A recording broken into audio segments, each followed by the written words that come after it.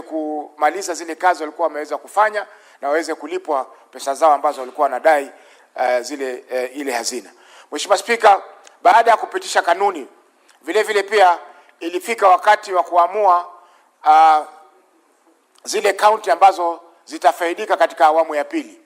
Ndio hapo sasa zikawa sasa kaunti zimeongezeka, zimekuwa mpaka 34 badala ya zile 14 za kwanza. Kukaongezeka kaunti nyingine 20 ambazo pia wao walidai kwamba ni wametengwa, ikiwemo Kiambu. Mheshimiwa Spika, kaunti ya Kiambu pia ambapo kuna matajiri upande mmoja, watajiri wengi ama wakubwa upande mmoja na maskini wadogo upande mwingine, pia ikapatikana kwa ni kaunti ambayo imetengwa. Mheshimiwa Spika, jambo la kusikitisha zaidi ni kwamba serikali mpaka hivi sasa pesa ambazo zimetengwa kwa hazina hii kwa miaka yote ambayo imepita ni bilioni 56. Katika hizi Mheshimiwa Spika, ni asilimia ama ni karibu asilimia 20 peke yake ambayo mpaka sasa zimeweza kulipwa ama zimeweza kutoka katika hazina kuu kwenda katika zile maeneo. Kwa sasa sio county, ni maeneo ambayo yametengwa. Tulitoka katika county, sasa tuko katika maeneo. Mheshimiwa Spika, kwa hiyo japokuwa malengo ya hazina hii yalikuwa ni mazuri sana, lakini utepetevu katika serikali umefanya kwamba hazina hii isiweze kuweza kutumika kikamilifu. Na wakati tunaelekea mwisho wa hazina hii, kwa sababu hii hazina nafikiri ina kiwango cha miaka 20, wakati tunapoelekea mwisho wa hazina hii, kwa sababu tayari zaidi ya miaka 15 imekwenda, kuna hatari kwamba yale malengo ambayo yalikuwa yamewekwa na hazina hii hayataweza kufikiwa. Na vile vile Mheshimiwa Spika, maeneo mengi pia yanaendelea kutengwa. Japokuwa tuna serikali za county, lakini kuna maeneo mengi katika county zetu ambayo yanatengwa kwa sababu ya siasa. Kama mbunge wa eneo yako haelewani na gavana, ina maana kwamba eneo lako halitapata maendeleo, na baada ya miaka 5 litakuwa limetengwa kuliko yale ambayo yalitengwa kutoka wakati wa uhuru mpaka hivi sasa tumefikia. Mheshimiwa Spika, jambo lingine pia la kusikitisha ni sijui la kufurahisha ama kusikitisha ni kwamba wakati tulipokuwa tunapokea maoni ya washikadau kuhusiana na hii sheria ya equalization, kulikuja maoni kutoka kwa ndugu zetu hapa Nairobi, maeneo ya Pumwani, ambao walisema kwamba sisi pia tunataka tujumuishwe katika yale maeneo yametengwa, kwa sababu kwa miaka mingi hapa Pumwani, hapa Nairobi, kama kilomita 4 kutoka hapa katika bunge, Mheshimiwa Spika, tumekaa hapo, hatuna maji ya mfereji, hatuna huduma za afya za sawa, hatuna huduma za usafi, yani sanitation na mambo kama hayo, na kwamba wao pia wamesema kwamba sisi pia tunahitaji kupewa hazina hii ili tuweze kusukuma ama tuweze kuboresha mazingira na maeneo yetu ambayo tunaishi. Kwa hiyo Mheshimiwa Spika, na imani mimi kwamba itakapofika wakati wa kujadili awamu ya 3 ya kutumia ama formula ama mwelekeo wa kugawanya hazina hii, nafikiri kaunti zote 47 zitakuwa zimeingia katika mfumo kwamba zote zimetengwa. Kwa hiyo Mheshimiwa Spika, tunapopitisha sheria hii ni kuwa lazima tuangalie ni njia gani ambayo tutasukuma serikali ili zile fedha ambazo zinatengwa katika hazina hii zinaweza kutumika kwa njia ambayo zitasaidia wale ambao wanakusudiwa kutumikia.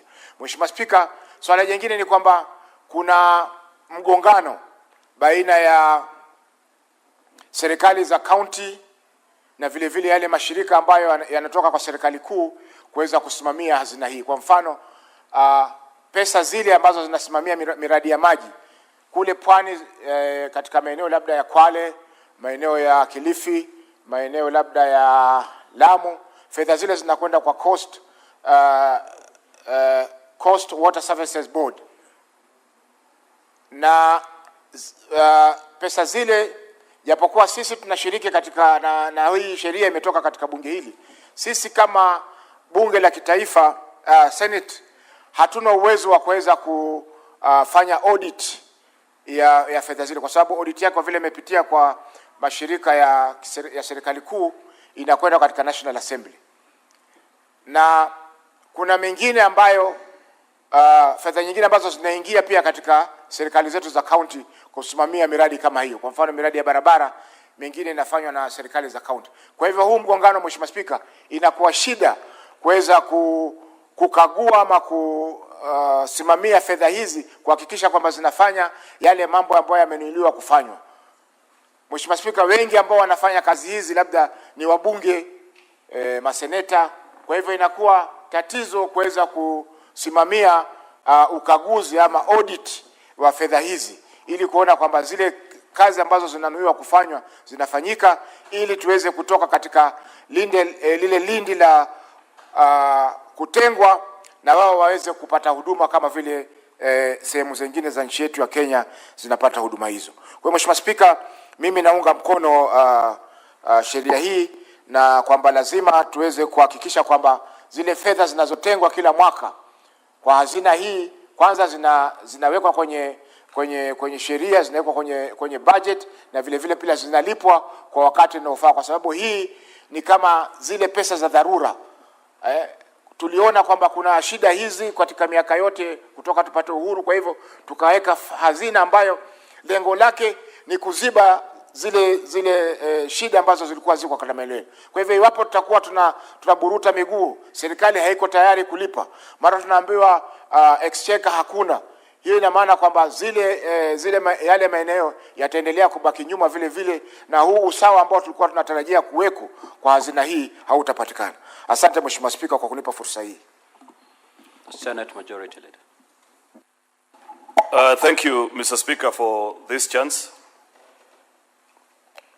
to also join my colleagues in supporting this very important motion that responds to a need identified by Kenyans in the process of passing the 2010 Constitution, that there is need to bring equality across the country based on various factors, Mr. Speaker, which in their consideration, they sat down and thought, Mr. Speaker, that all parts of the country are not the same.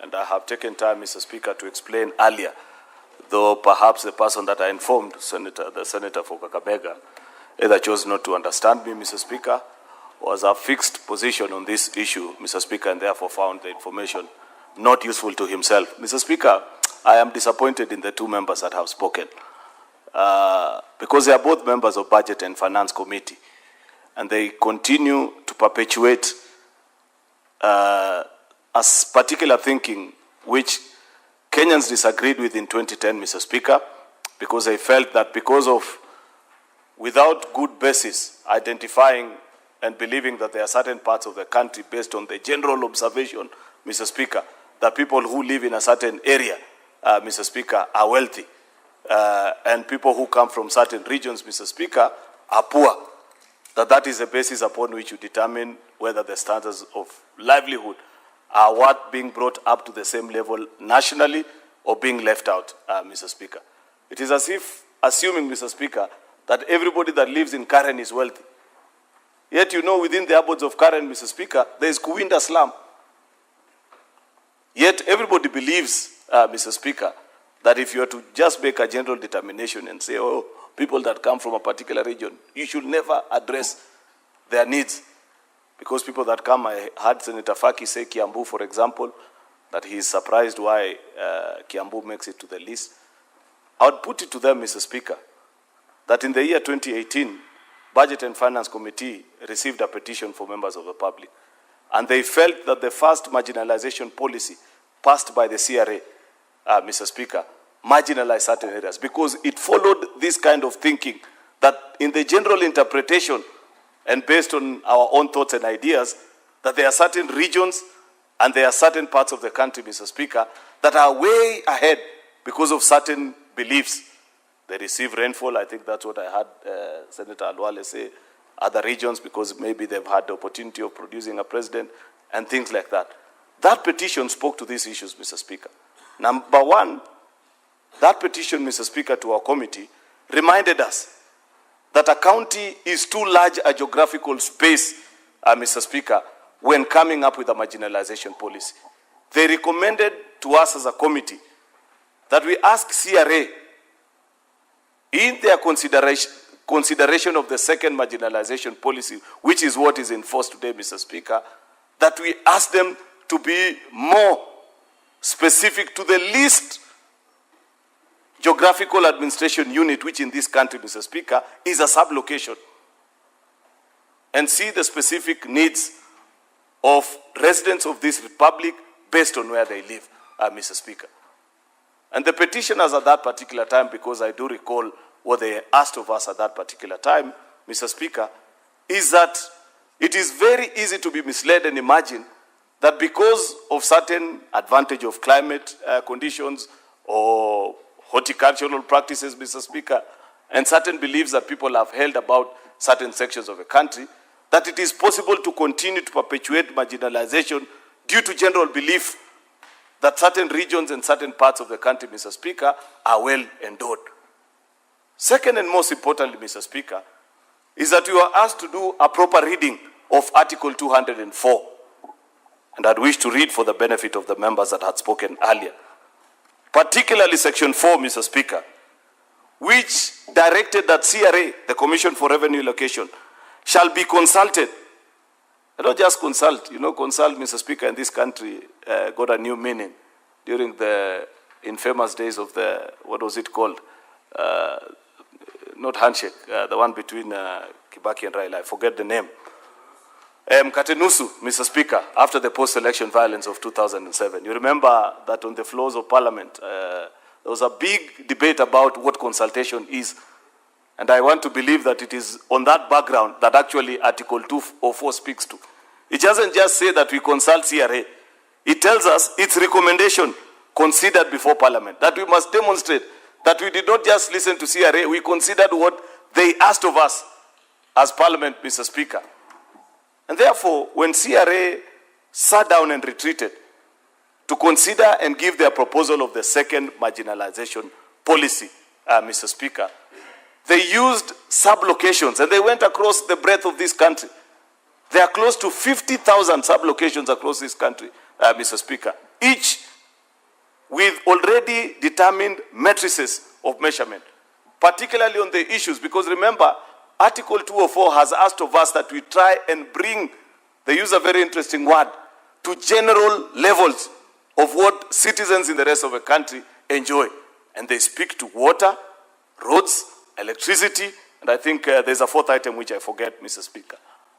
Out of their report, Mr. Speaker, CRA proposed to us that in their findings, there are 1,864, Mr. Speaker, sublocations that will fall under the category of what you call marginalized parts of this country. I'll put it to you, Senator Boni Halwale, because you mentioned the county and the people that I represent in this house, that it is actually true.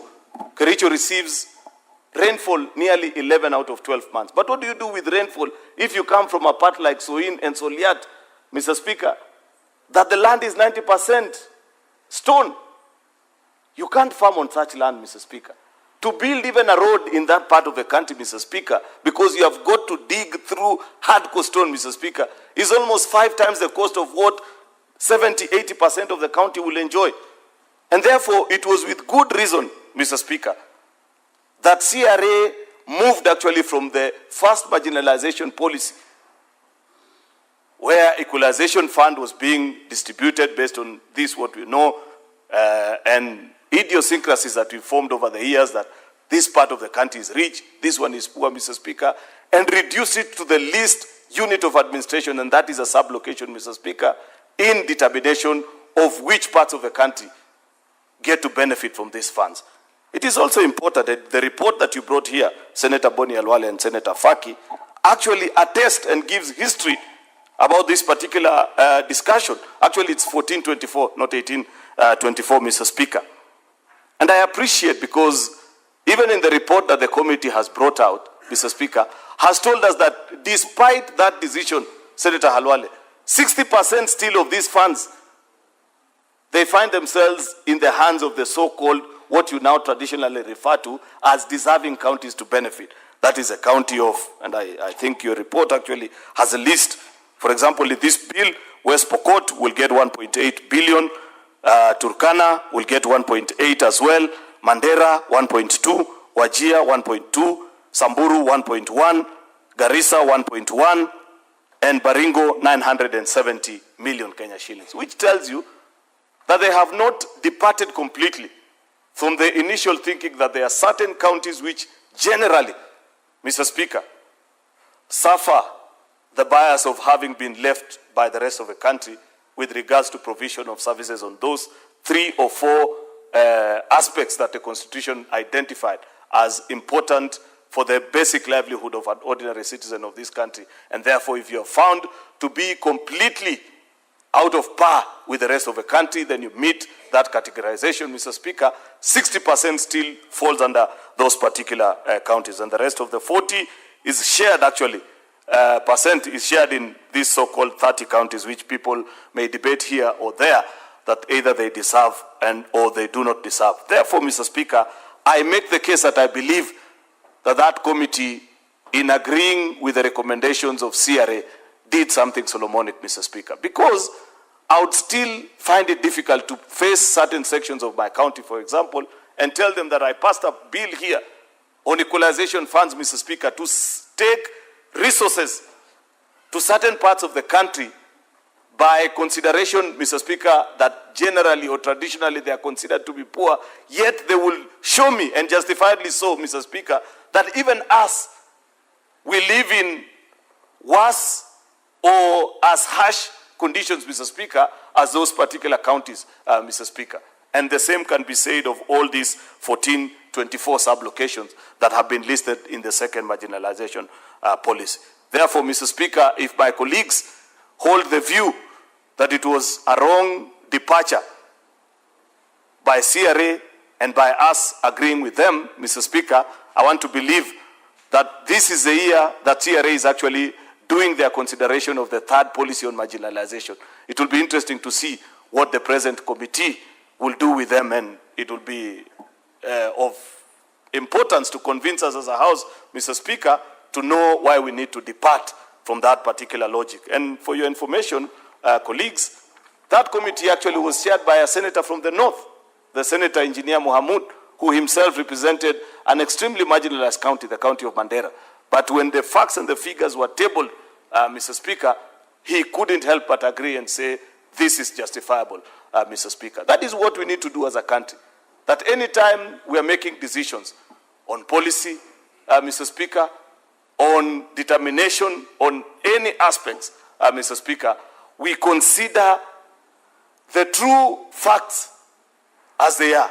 You know, the bigger challenge that we have as a country, and something that we must do over time, if indeed as Parliament we are to respond to the needs of, the growing needs of our people and the scarce resources that we have to distribute, Mr. Speaker, we must move to levels which have been done by other countries that have found themselves in states and situations such as what Kenya finds itself in, Mr. Speaker. For example, I know for a fact, Mr. Speaker, that generally in a country like India, when they want to pass subsidy of any nature, Mr. Speaker, that it is possible to identify direct individuals who qualify under that particular bracket, Mr. Speaker, and say, even if you're buying the same item, Mr. Aaron Cheruyot, you cannot pay the same price for that particular item with your house or domestic worker, Mr. Speaker, where they live, because you have a better spending power than that particular individual. As it is today in our country, Mr. Speaker, 60 years later after independence, when we want to pass a policy on, let's say, my favorite item that I keep on using, Mr. Speaker, is bread, that we believe, and wrongly so, that if you pass subsidy on bread like we do, that's why we zero rate it, Mr. Speaker, we have helped accommodate, Mr. Speaker, the poor that feed on it. While that may be true for many of us that are in the urban settings, Mr. Speaker, it is not an accurate representation of their item of consumption in the morning by almost 70 or 80% of the citizens of this republic, Mr. Speaker. And second and most importantly, Mr. Speaker, even for us that are in urban settings, there should be a price differentiation between those that live in certain affluent neighborhoods, Mr. Speaker, and therefore can afford to pay slightly better, and those that actually deserve it.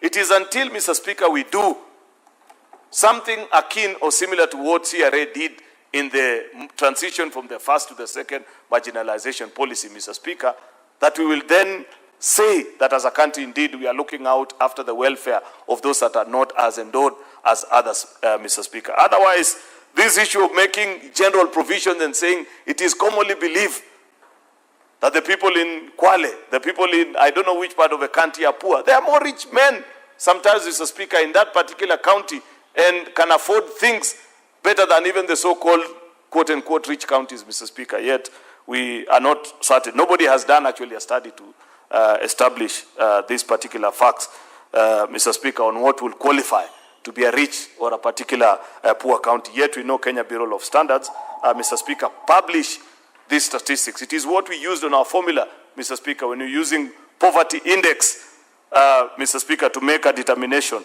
on what is a qualification of a particular individual. There's something that is of concern to me, though, Mr. Speaker. And I don't know why members of this committee approved of this without, perhaps maybe later, because I've tried to scan through the findings of the committee deeply.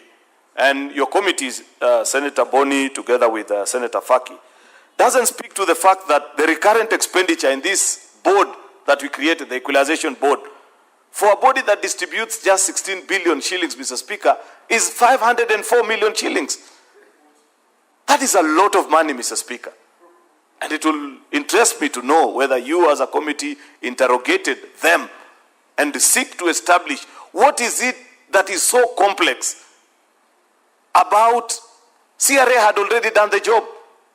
It is our duty, Mr. Speaker, to determine how much goes to each and individual parts of the country.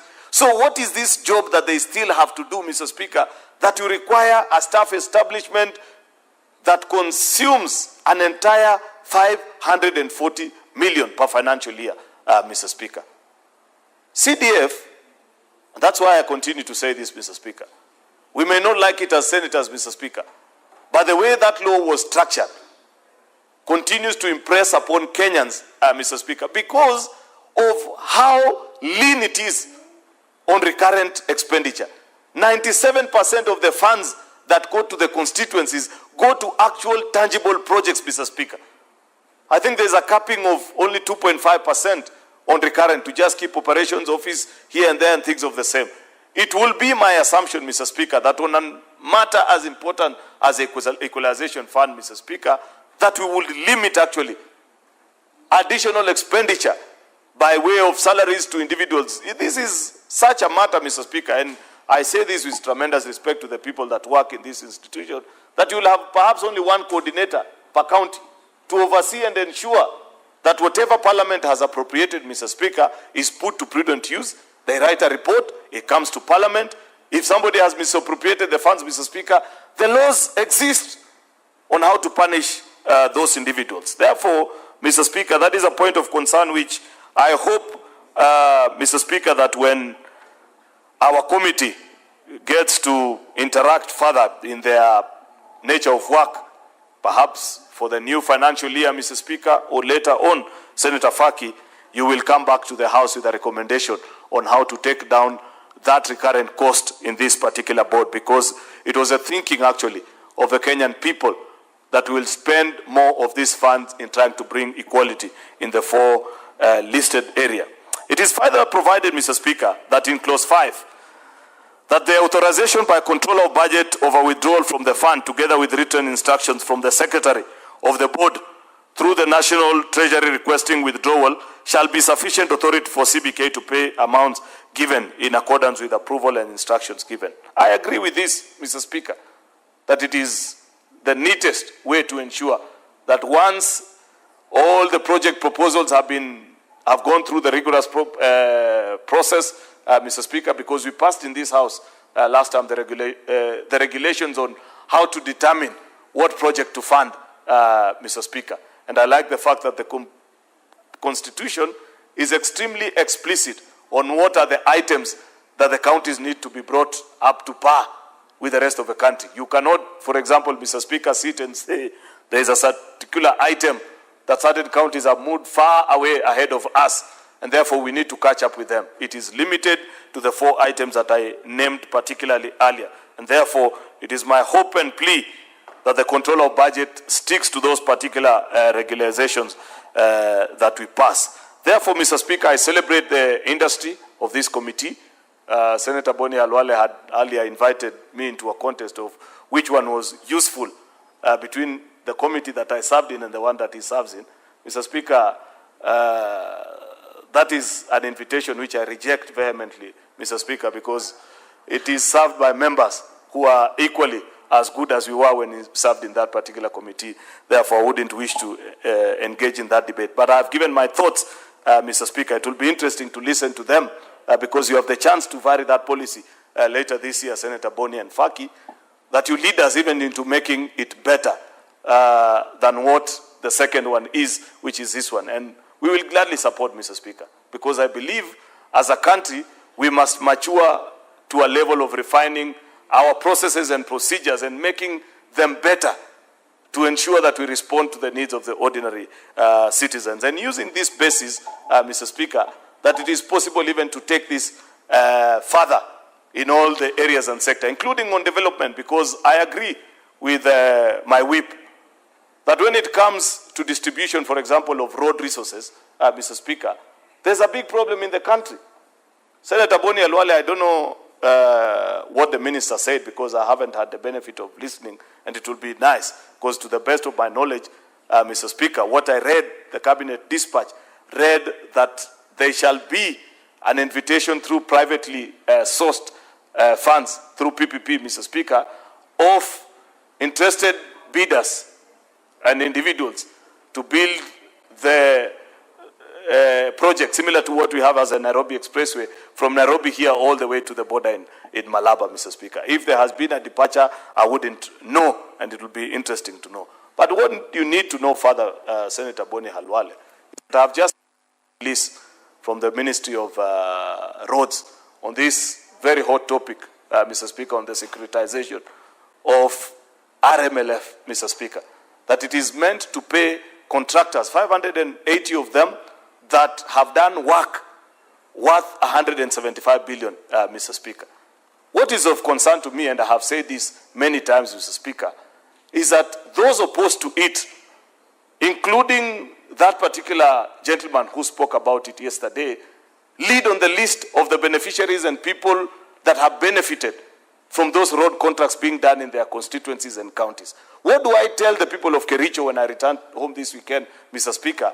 That they are not part of those 580 contracts, Mr. Speaker, out of this first phase of securitization. You know very well, Mr. Speaker, that after the political dynamics of the last administration, certain parts of the country, including the part of the country that I represent in this house, Mr. Speaker, were completely blacklisted.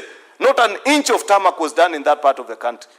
Today, if we are told, Mr. Speaker, that in your consideration of how to finance roads, Mr. Speaker, the government cannot do some sort of equalization like what we are discussing here, it means we stay another 5 years, Mr. Speaker, without an inch of tarmac, Mr. Speaker.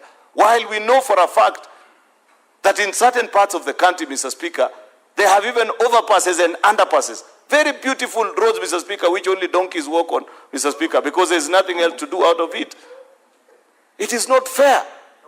I want to insist, Mr. Speaker, and I have said this to none other than the Cabinet Secretary for the Roads, that this 175 billion alone is not enough. Until also we that equally pay RMLF, that we pay and produce tea, that pay taxes close to 50 to 100 billion, Mr. Speaker, per year, begin to see the benefits of that securitization, Mr. Speaker, we cannot say it is enough. Otherwise, what will later be prudent to do, Mr. Speaker, is to ask that we operate this like a hotel. You pay for what you have consumed, Mr. Speaker. You cannot walk into a hotel and say that now, since everybody is drunk, contribute. If you took an expensive whiskey, Mr. Speaker, while I'm taking konyagi, I will pay for konyagi, you pay for the material that you took, Mr. Speaker. Otherwise, what we are being invited to is further marginalization, which this bill is speaking to. That indeed, at a particular point in time in our country, Mr. Speaker, we need to tell each other the truth and say that because there were counties that for the last 60 years were marginalized, Mr. Speaker, we provide certain funds for them to benefit, which is what this bill is asking us to do. Let us not entrench further marginalization, even in the advent of the new constitution, Mr. Speaker. With those very many remarks, I beg to support, Mr. Speaker, and hope that we can conclude on this so that the benefiting 1,402 sub-locations, Mr. Speaker, can benefit from these 16.9 billion Kenya shillings. I thank you. Senator for Nairobi City County.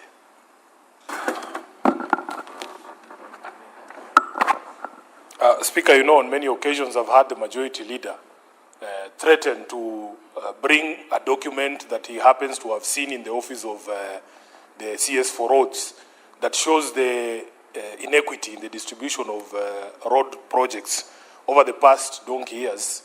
But he never tables that document because not all of us have the benefit of access to the CS of roads or to his office.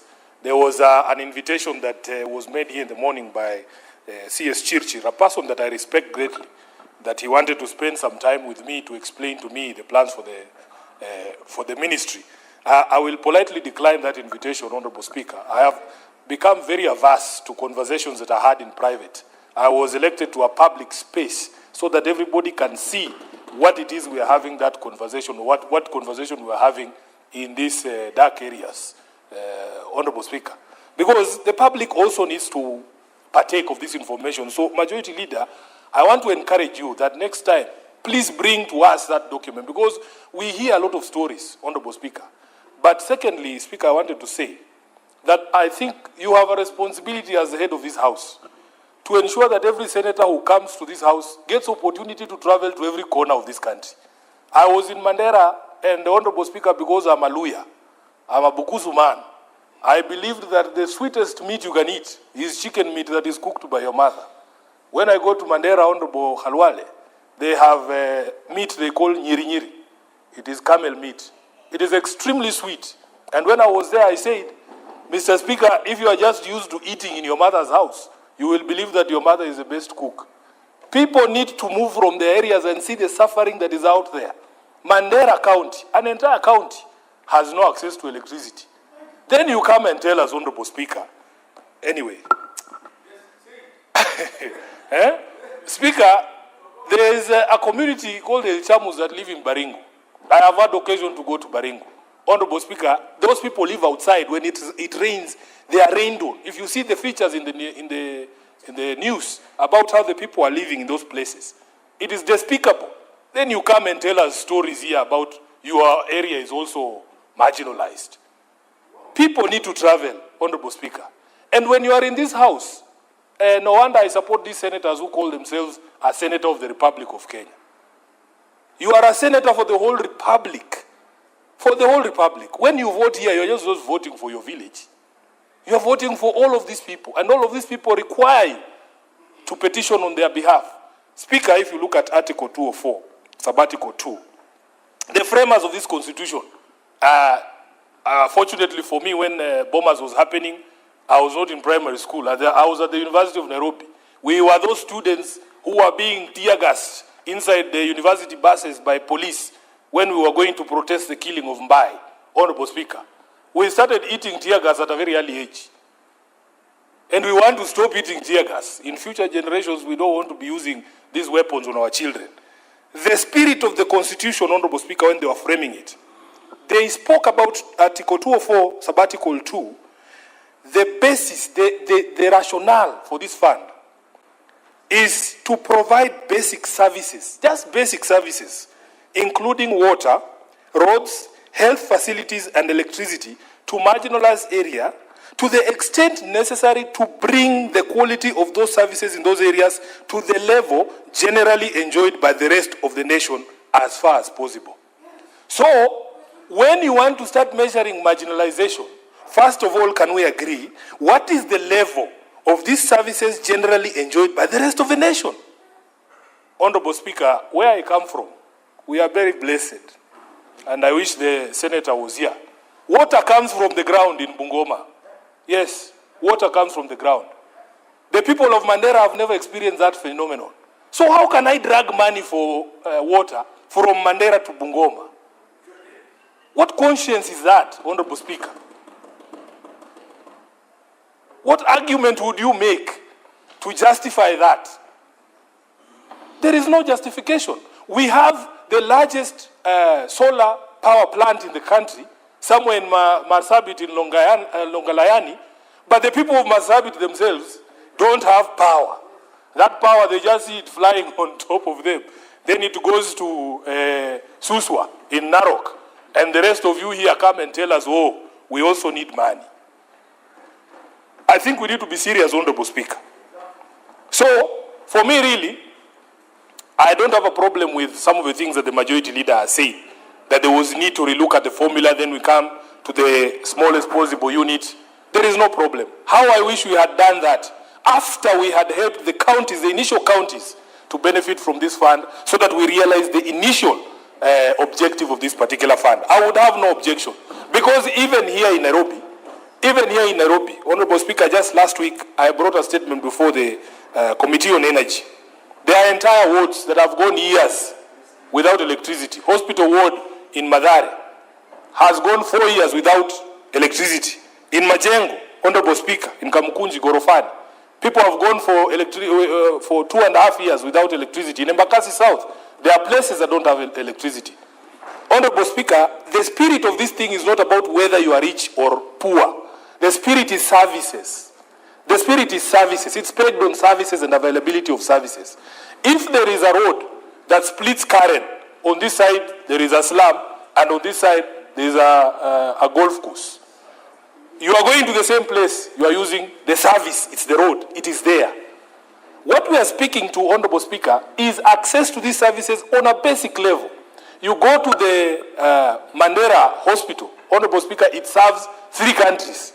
There's people who come from Ethiopia, there's people who come from Somalia, all of them are there.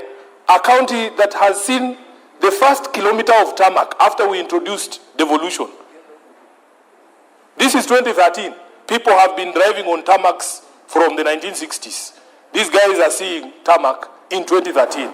That is what this particular provision had come to address. So even as we speak, Honorable Speaker, I have challenged you. I remember when we were doing the campaign in 2022, because we wanted cultural exchanges, we would get buses of people from Homa Bay who have never been past Nakuru to go all the way to Kirinyaga. They want to see how a potato farm looks like. How this brother of mine, what is his environment or weather that makes his hair grow the way it does? People need to experience other people's lives. We would take buses of people from Mount Kenya who have never gone past Nakuru, and who, if they are told that Bukusus in Bungoma eat people, they believe it. They have to go and see my grandmother's house and see that we eat just what they eat as well. In this house, Speaker, I'm challenging the Speaker to make sure, and I will give you a list of senators that I believe need to travel so that they can forget their mother's food and see how other people are living. So that when you speak here, Honorable Speaker, know that you are speaking for the entire Republic. So when we talk about marginalization, Speaker, people are living in squalor. My good friend here, the Senator for Narok, has a project that he invited me to join him in, just to build basic structures for the Ilchamus in Baringo.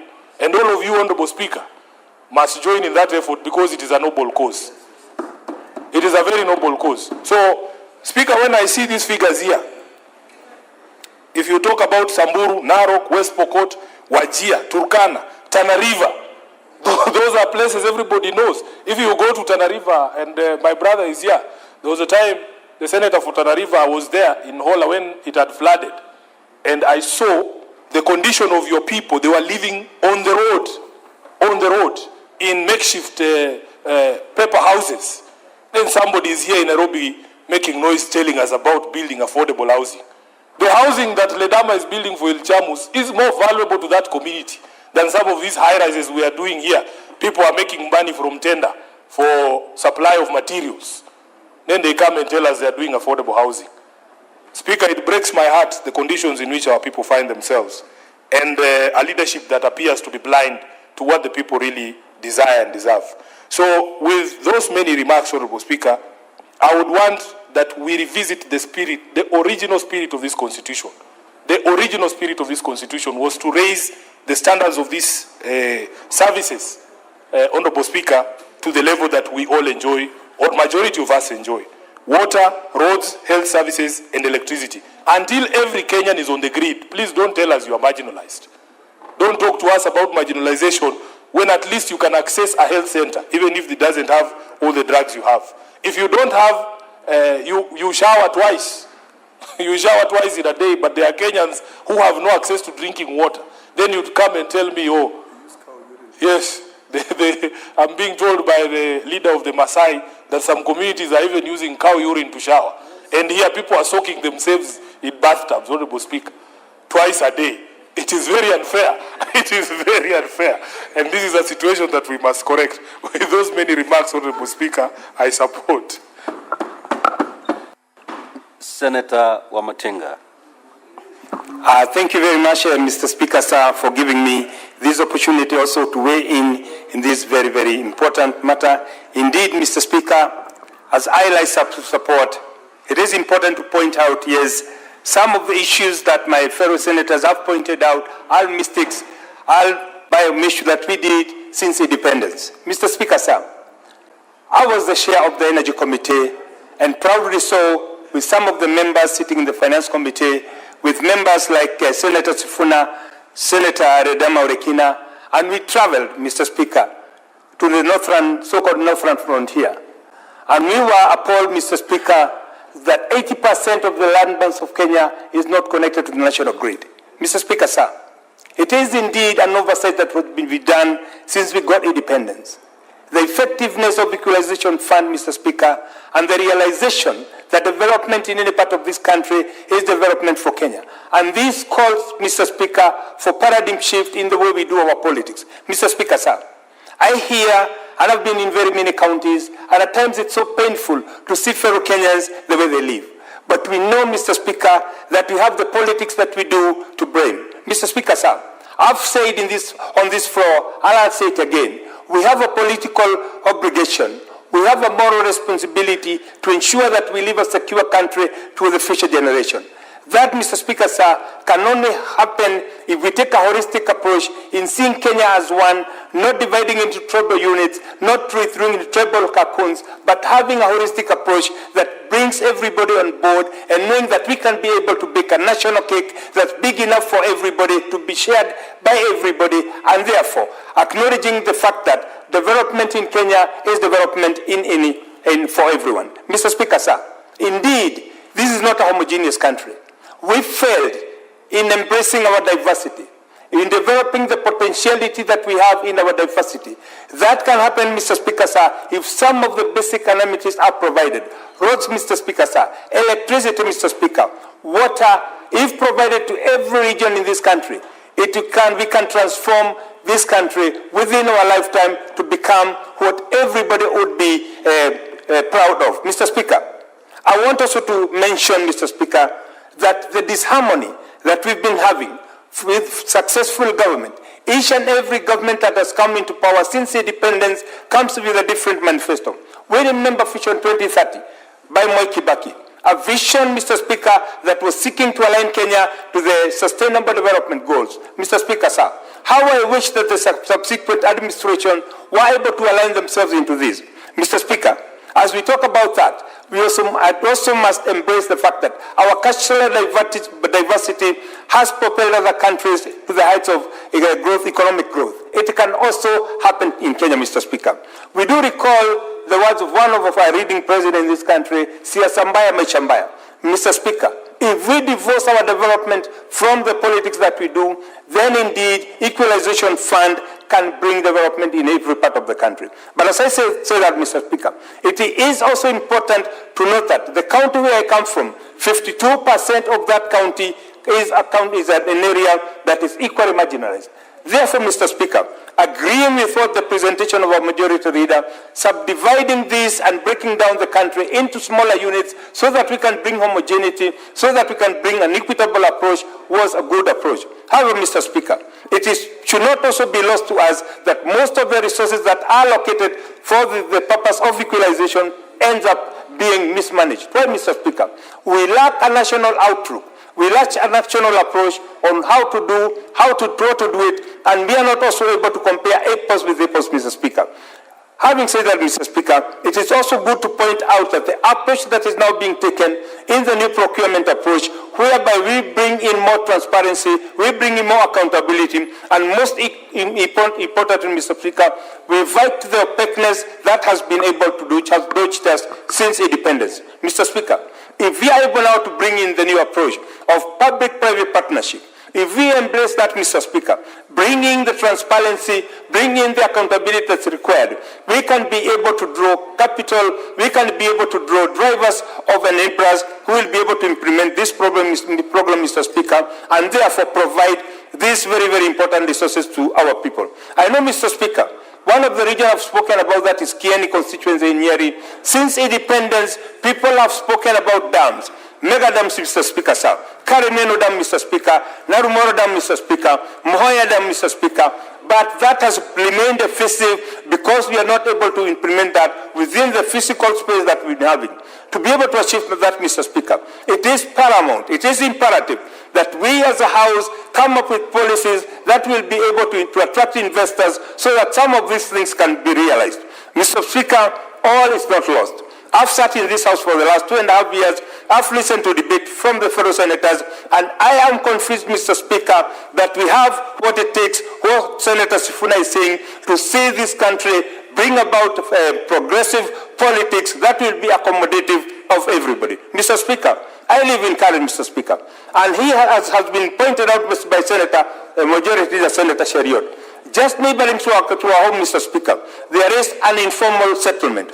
We must come up with a national approach, national policy, how we are going to address such issues. And therefore, Mr. Speaker, that is why I am one of those who support affordable housing, so that we can be able to onboard everybody, so that we can be able to bring and to carry everybody on board. Mr. Speaker, there is no one single country in this world that has developed without putting in place social infrastructure to ensure that we take care of the disadvantaged. As we bring equalization across the country, we must not forget the pillars that our people need. And this, Mr. Speaker, includes hospitals, Mr. Speaker, accessibility of universal health system that's working, Mr. Speaker, a good education system, Mr. Speaker, and these can only be achieved if we move to fully registered population so that we can onboard everybody, and most importantly, knowing the status of each and every Kenyan, so that as we do our policies, Madam Speaker, as we implement the policies of the government, as we formulate laws in this House, we can know that we have a fully registered population, as is in the other countries, so that whenever there is an emergency, we can do a targeted, more specific approach, instead of what we've been doing up to now, random interventions that at times end up benefiting the rich. As I sit down, Madam Speaker, I would also want to point out that Equalization Fund is an opportunity that we have. It is that opportunity that we must take and understand that we have benefits of ensuring that each region in this country, and as I pointed earlier on, 80% of the landmass does not contribute to the GDP. It is the high time that we bring this to an end. I support, Madam Speaker. Thank you, Honourable Senator. Senator Adendulo Fatuma. Thank you, Mr. Speaker. Madam Speaker, sorry. I joined this debate, Madam Speaker, and it is actually heart-paining and very sad to hear people who come from Nyeri and other parts of the country that they need to kill the spirit of the Constitution, Madam Speaker. I like what Senator Sifuna has said about issues of water in many parts of the country where the Constitution targeted. Madam Speaker, as he has said, people in Nyeri, they have rivers. I'm sorry to talk about Nyeri, Senator Wamatinga, because you are supporting the expansion of the initial list to other parts of the country. People in northern Kenya, or Isiolo, where I come from, they even go for 2-3 weeks without even taking a bath, Madam Speaker. Madam Speaker, in some dams that are constructed, the same dam, people drink and animal use. People drink the water that animals urinate in. Yeah? The same water. Where the animals are drinking and actually dropping everything. Madam Speaker, it's very sad to be selfish as leaders. And I wish there is a way that those who sit at the national level, they can visit those parts of the country and see the kind of challenges our people go through, Madam Speaker. In many parts of northern Kenya, mothers carry jerrycans on their back, traveling for kilometers and hours. They leave in the morning at 6 and come back in the evening with one jerrycan of 20 liters back home. And that is the same water that they use for animals, the same water they use for their homes, Madam Speaker. Electricity, you will see some part of this country, electricity is connected to mud houses. But if you go to some parts of this country, especially in northern Kenya and where I come from, there is no electricity connectivity in many parts of those sub-counties and locations, Madam Speaker. And I think it is good to be sincere when you stand on the floor of the House and say, yeah, expansion is good. It's not good. It's not fair. It is unequal, Madam Speaker. Madam Speaker, I can tell you this House in the last Parliament made a blunder to have allocated that money to the county government, because that money is shared actually in Nairobi with individuals who don't even know some parts of those counties. There is no public participation. People are given contracts without advert. Madam Speaker, there is need to review the expansion of the list so that we are fair to the people living in those areas or intended for initially as far as equalization fund is concerned. Madam Speaker, in my county, there are dispensaries that were constructed by equalization fund, Madam Speaker. I talk of Mwangaza, the one that Senate visited when they went there. There is a Kadeli that is not even complete. It's a shell. Nobody is actually checking which projects have stalled and which ones have not stalled, Madam Speaker. And I urge Finance Committee to call Equalization Fund or the CS and PS Treasury to overhaul or to look what impact Equalization Fund has on those counties that were intended to support. Madam Speaker, it's intended to run for 20 years. We have almost done 17. There is no impact, zero impact as far as Equalization Fund is concerned, Madam Speaker. Madam Speaker, I believe devolution has assisted in one way or the other. But you can say because devolution is there, we should forget what the intention of equalization is. Having said that, Madam Speaker, I urge Senate Committee of Finance to review the impact of Equalization Fund in this country. Finally, Madam Speaker, I wish to pass a message of condolences to the 5 people who were killed last night in Isiolo, because there are 4 families that they were tortured to death, and one other person who was tortured to death in Isiolo County. Madam Speaker, I talked about insecurity in Isiolo the last time we had impeachment of the governor. Today, there are 2 speakers fighting in the assembly of Isiolo. Where is the law? Where is the country? And I urge you need to do something about insecurity in Isiolo. And I have discussed with CS Interior and PS Interior as far as County Commissioner Isiolo is concerned. That county commissioner has stayed there for 8 years. And there's so much insecurity. He's doing nothing. He must be removed. If the government does not remove him, then the will of the people will apply. I thank you. Thank you, Senator Dulo. Senator Madago Jackson. Thank you very much, Madam Speaker. Madam Speaker, I rise to support the Equalization Fund allocation bill, Madam Speaker.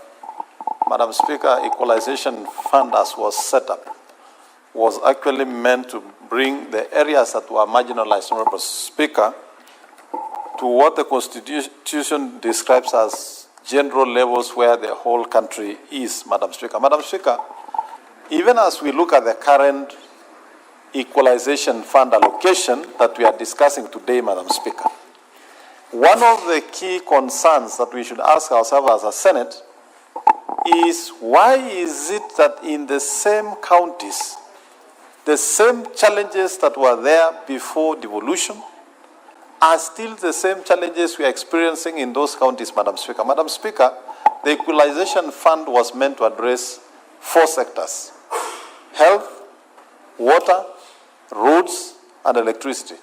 Of key concern to me, Madam Speaker, is the issues of health and water. In terms of health, Madam Speaker, the Equalization Fund that has been set, and I'm very particular with the counties that have been mentioned, including the county of Senator Dulo, Madam Speaker, is that this money should actually be released and made sure that those facilities that have stood there incomplete for the last 3, 4, 5 years are actually completed with the money that has been allocated. Madam Speaker, Isiolo County is going to receive over 270 million. How I wish that the governor for Isiolo, the man who escaped by a whisker, the scissors of this house, would actually use the opportunity that he has to redeem himself by utilizing this money and completing those hospitals, Madam Speaker. Madam Speaker, it is also a big concern.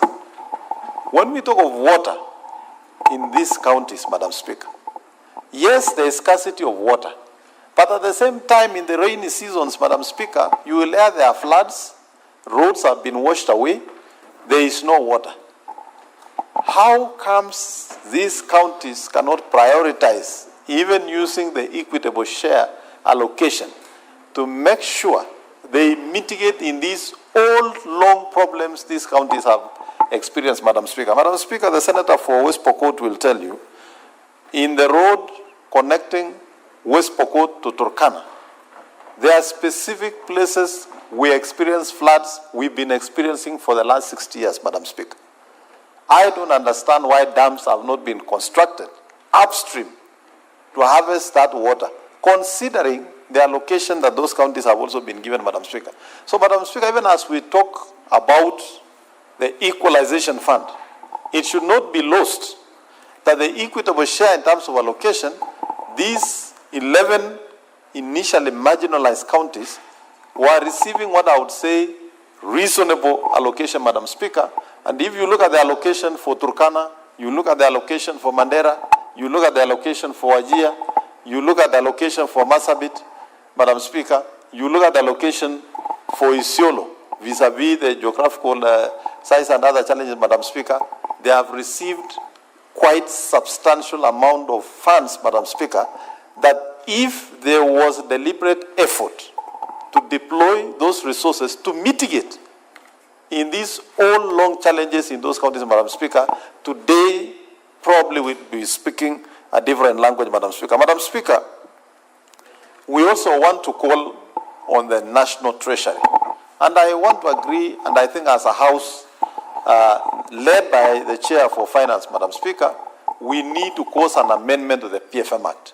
We must separate the Ministry of Finance for national government and the National Treasury that serves the 2 levels of government, Madam Speaker, so that these funds can be released on time, Madam Speaker, to be able to address the 4 key areas that was meant to address.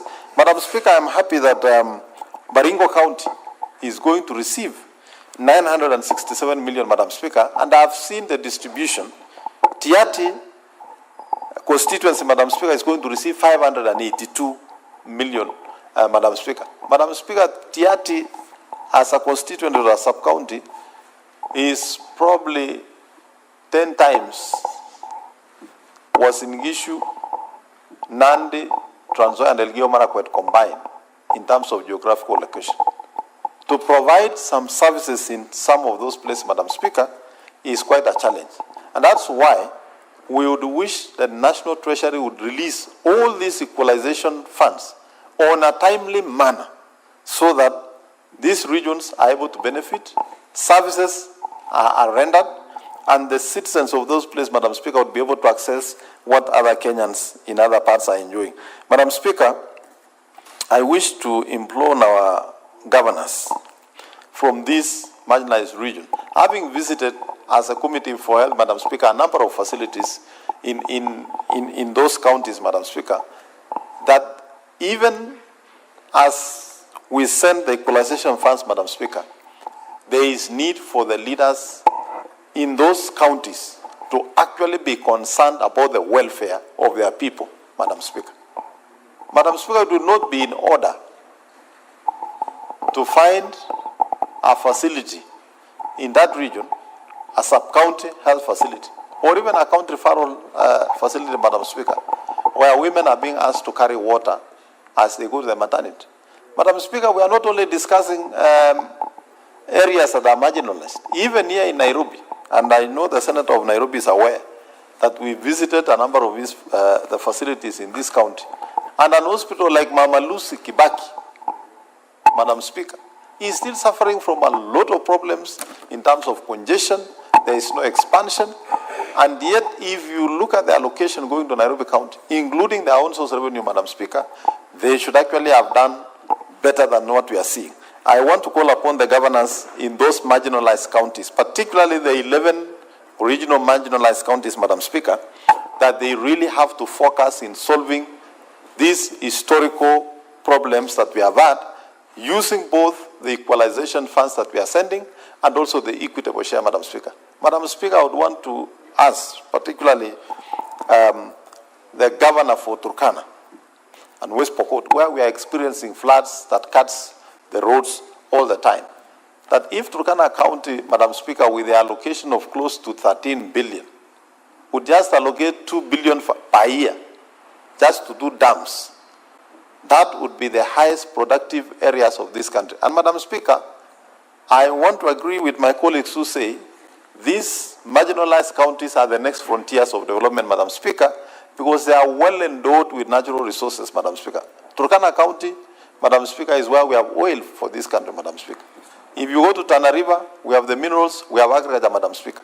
If you go to Garissa, Wajir, we have minerals like gypsum and many others, Madam Speaker.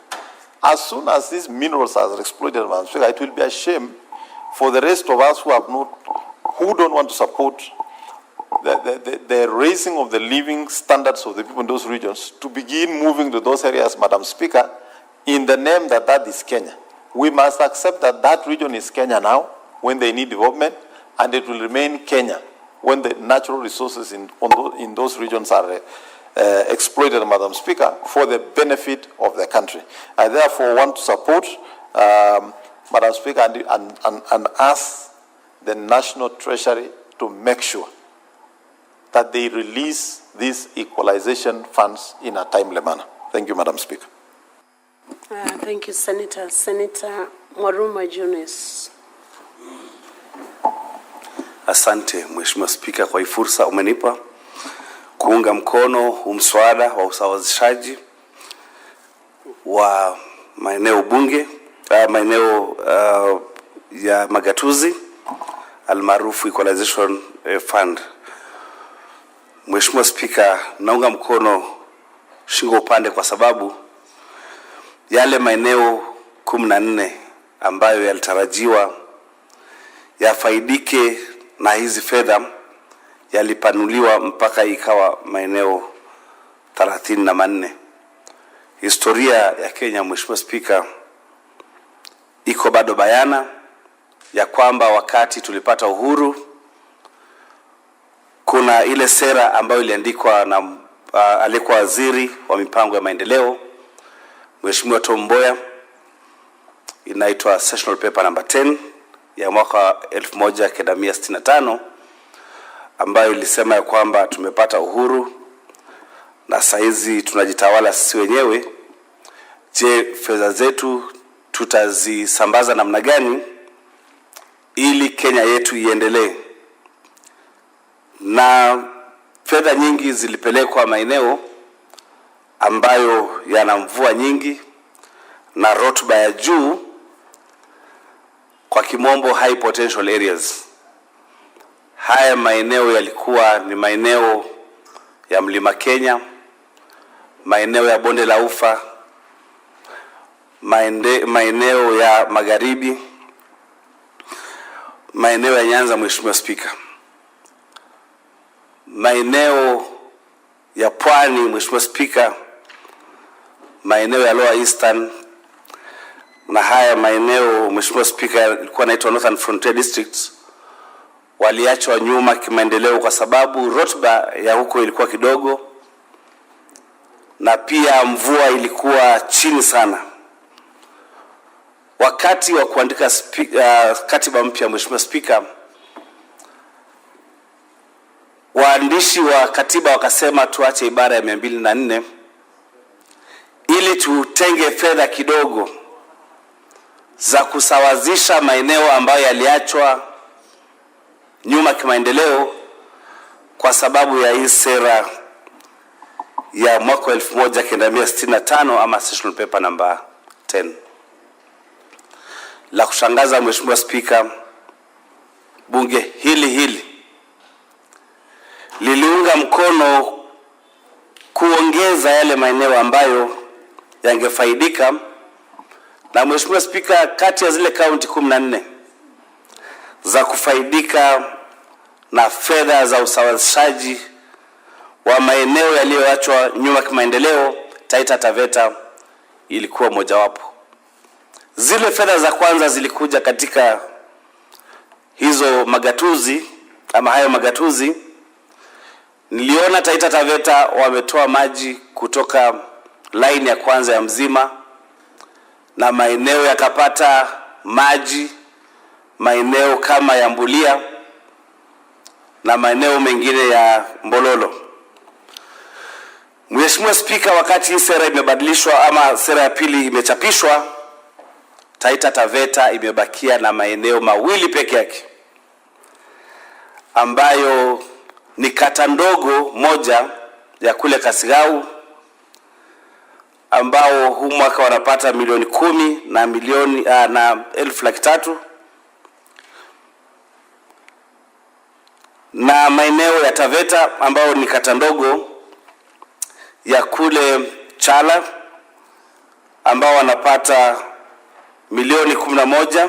Mheshimiwa Spika, na kitu naweza kila siku, wakati tulisema Taita Taveta county yote haina maji kwa sababu zile pesa zilikuwa zitekeleze miradi ya maji, ni kuonyesha ya kwamba maeneo yote yalipata maji. Zile changamoto zilikuwa zinakumba maeneo mengi ya Taita Taveta kwa ukosefu wa maji. Mpaka leo changamoto ni hizo. Huwa ninauliza, wakati tunasema kata ndogo moja ya kule Kasigau ina power milioni 11 ya kutekeleza mradi ya maji, hapo kando kuna maeneo ya Marungu ambayo pia ni kame sana. Hapo karibu kuna maeneo ya Sagala ambayo pia ni kame sana. Tukiangalia Taveta ama kata ndogo ya kule Taveta Chala, wanapopewa milioni 10 za kufanya mradi ya maji, hapo kando kuna wadi ya Maho ambao hawana maji, wadi ya Mata hawana maji. Sasa vigezo vilivyotumika katika utafiti na hii tume ya CRA kubaini maeneo gani yatakayopata fedha, vilikuwa ni vigezo aina gani? Mheshimiwa Spika, kando na maji, hizi fedha zilikuwa zitengeneze barabara. Tangu uhuru, Mheshimiwa Spika, barabara ambayo imetengenezwa za vichochoroni, manake kuna barabara zile tunaita international trunk roads kama ya Voi kwenda Taveta. Ile ni barabara inayounganisha nchi mbili. Ile barabara imetengenezwa Taita Taveta. Kando na hiyo ni barabara ya kutoka Mwatate kwenda Undanyi. Ile ingine ambayo imetengenezwa ni barabara ya Bura Mission kwenda Bura Station, kilomita 6. Hizi barabara zingine zote zinakuja, tingatinga zinakuja, zinafungua alafu zinakimbia. Hizo barabara zinachukua miaka na mikaka kutengenezwa.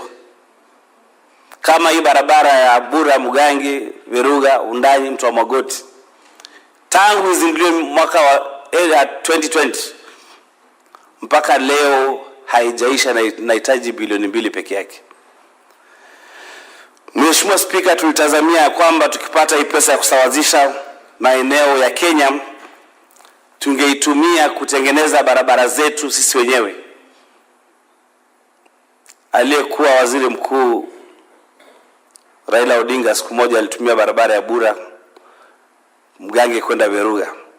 Ile barabara ilikuwa mbaya na akasema hii barabara ni kama ya kwenda Jehanamu.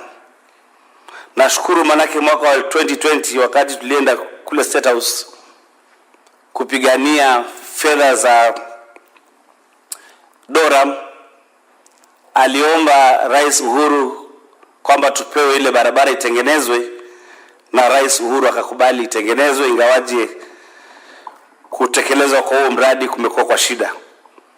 Kitu nasema ni kwamba barabara za Taita Taveta ni mbaya, zote ni mbaya, nyingi ni mbaya, na hii pesa ya usawazishaji, kama Taita Taveta bado wangeachiwa hiyo pesa, tungeweza kufanya hiyo mradi ya kuboresha barabara za Taita Taveta. Mheshimiwa Spika, niseme kwamba Taita Taveta ni eneo ambalo liko na rotuba nyingi. Udongo uko na rotuba nyingi, lakini shida tu ni maji. Na kama Kenya tungetaka kutengeneza utajiri kupitia kwa kuuza bidhaa ng'ambo, basi tungeangazia ile milioni 1 ya mashamba ambayo ni ya Taita Taveta, ambayo ni rangelands, ambazo tungetumia kulisha ng'ombe na mifugo na kuuza ng'ambo, kwa kuwekeza tu kwa miradi ya maji.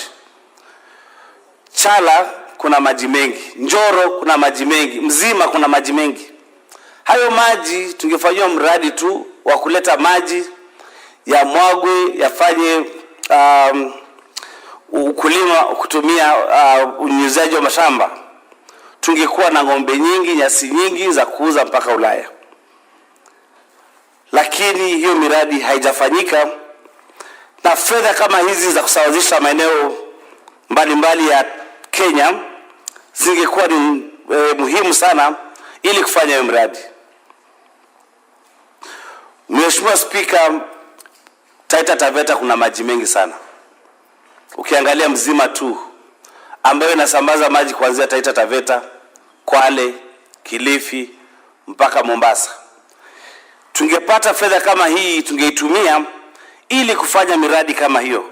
Na la kushangaza Mheshimiwa Spika ni kwamba baada ya ule mradi wa Mzima tu kutotekelezwa, leo hii unasikia kuna mabwenyenye, kuna watu ambao hawaeleweki wamechukua maji kutoka Mzima tu, wametumia line 1 ya Kenya Pipeline Corporation.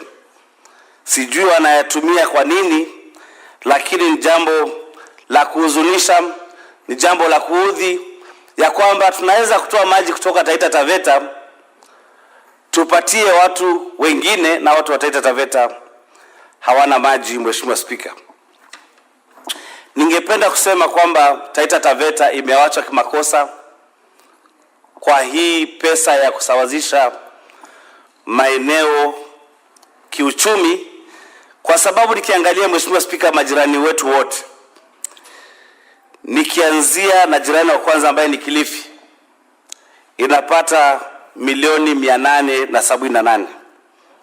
Jirani mwingine ni Kitui, wanapata milioni 646. Jirani mwingine ni Kwale, wanapata milioni 475, ambayo eneo bunge moja la Kinango ambalo tunashikana upande wa Macnan Road, eneo bunge moja linapata milioni 265. Kajiado pia ni majirani wetu, wanapata milioni 674. Tana River ambao pia ni majirani wetu wanapata milioni 719. Kitu ambacho ninauliza ni kwamba ni vigezo gani hivi ambavyo vinaonyesha kwamba Taita Taveta hawahitaji hii pesa ya kusawazisha maeneo yaliyoachwa nyuma kimaendeleo ili ifikie kwamba Taita Taveta yote inapatiwa milioni 21 peke yake? Hilo ni jambo la kutamausha, ni jambo la kuudhi, ni jambo la kufisha moyo ya kwamba watu wa Taita Taveta hawajisikii tena kama wako Kenya. Nafikiri ni kwa sababu labda ni watu wachache mno ndio watu wanaona ya kwamba hawa hawafai na kura yao ni kidogo. Kwa hivyo wakati wa kutengeneza ama kuangalia vigezo vya kupeana pesa za kusawazisha maeneo yaliyoachwa nyuma kimaendeleo, hawa hawafai, hawana kura. Mheshimiwa Spika, kando na kuwa tuko wachache, hatuna maji, hatuna barabara, hatuna vituo vya afya, pia stima hatuna, kero la wanyamapori ni kitu kingine ambacho serikali ya Kenya imekataa kuangazia kabisa.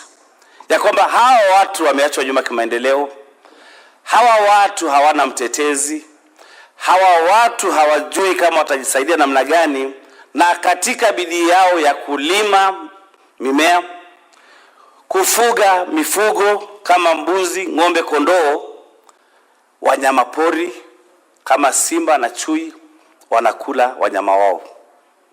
Ndovu wanamaliza chakula yao. Kama kungekuwa na njia, Mheshimiwa Spika, kule Taita Taveta sisi tunapakana na Tanzania, tukatiwe eneo letu twende Tanzania.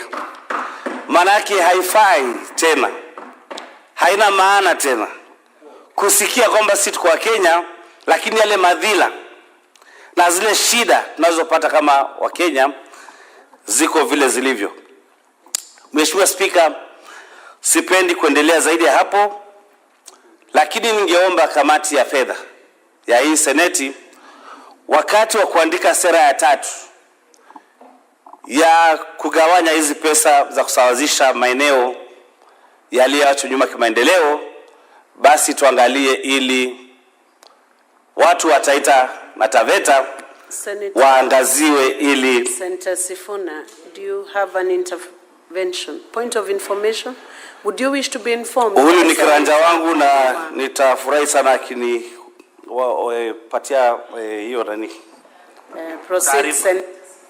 Ndugu yangu Mheshimiwa Mwaruma, nimekusikiza kweli ukizungumza hapa na hata mwenzangu Mheshimiwa Ledama Olekina. Tunapata huzuni sana, lakini tunashangaa manake ripoti zipo kwamba baadhi ya viongozi wakuu katika taifa hili la Kenya ni wakazi wa Taita Taveta. Hivi ni kusema hawana habari ya dhila hizi zote ambazo mnapitia. Hilo tu ndio swali nilikuwa nataka nimuulize ama nimjulishe kwamba mkazi mmoja wa Taita Taveta ni kiongozi mkuu wa taifa hili. So sielewi mimi kama Mkenya mambo haya yanawezaje kuendelea ilhali una wadosi pale. Labda tuelezee shida iko wapi? Asante Mheshimiwa Spika, asante Senator Nairobi, Senator Sifuna kwa hiyo taarifa umenipa. Ni kweli kwamba wakuu wengi wa nchi hii wako huko, lakini yale maendeleo ukiangalia pale wako ni kweli maendeleo yanatokea. Kwa mfano kuna barabara 2 kubwa sana ambazo zimetengenezwa, zimetumia mabilioni ya pesa ya kuelekea shambani ya hao wakubwa, lakini huku kwingine tumeachwa nyuma. Na sina haya kusema, manake tukienda leo huko utaona kwamba zile barabara kubwa kubwa zinaelekea kwa hao wakubwa ambao unasema. Mheshimiwa Spika, naomba niachie hapo na niseme kwamba kamati ya fedha watu angalie wakati wa sera ya 3 ya kugawanya hizo pesa. Asante Mheshimiwa Spika. Thank you, Senator Mwaruma. Senator David Wakoli Wafula.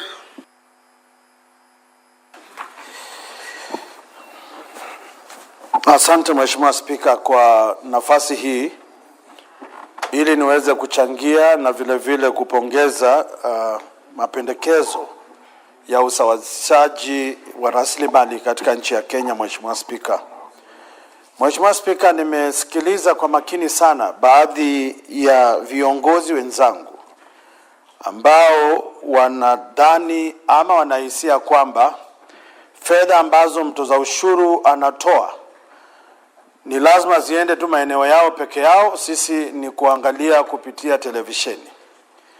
Ni vyema waelewe kwamba japo kuna maeneo ambayo yalipata nafasi ya kupata maendeleo wakati wa awamu ya kwanza ya serikali, kuna maeneo ambayo vile vile hayajapata maendeleo kwa huo muda.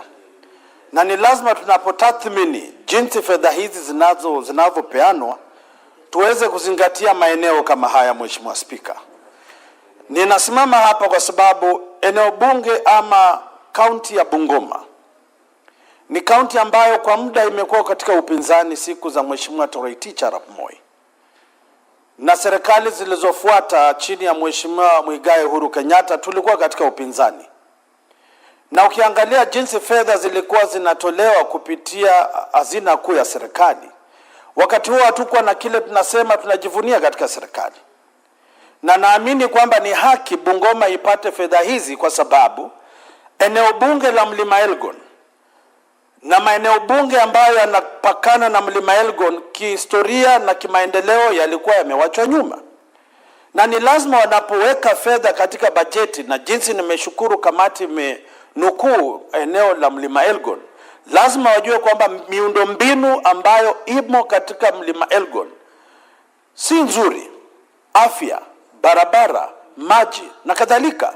Sasa mimi ningeomba mheshimiwa yeyote anaponyanyuka kutoa hoja ajue kwamba Mkenya yeyote popote alipo anaposikiza lazima tumpe moyo, lazima tumpe sababu ya kujivunia kwa Mkenya.